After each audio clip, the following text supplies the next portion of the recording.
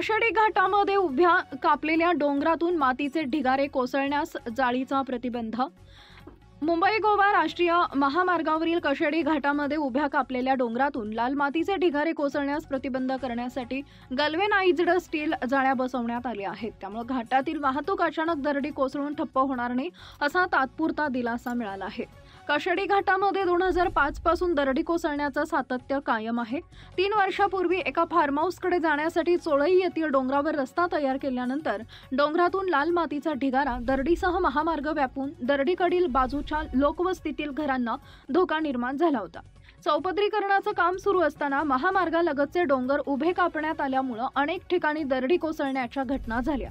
यामुळे महामार्ग बांधकाम विभागामार्फत रस्ता आणि डोंगराच्या पायथ्याशी काँक्रीटच्या संरक्षक भिंती उभारल्या।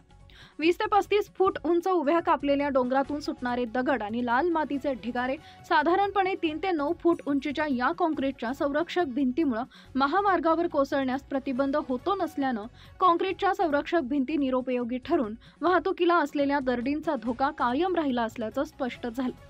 काँक्रीटच्या संरक्षक भिंतीवर अनेक ठिकाणी मोठमोठ्या आकाराच्या दरडी कोसळून स्थिरावल्याचे तरीही त्या दरडी कोसळतील की काय अशी धडकी भरवणारं दृश्य दिसून येत आहे।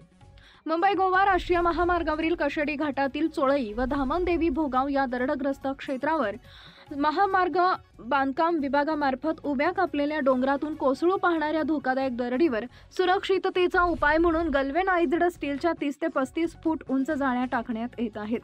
चोळई गावठाणापासून धामणदेवीपर्यंत उभ्या कापलेल्या डोंगरातून कोसळणाऱ्या दरडींना काही प्रमाणात प्रतिबंध करण्यात आला आहे।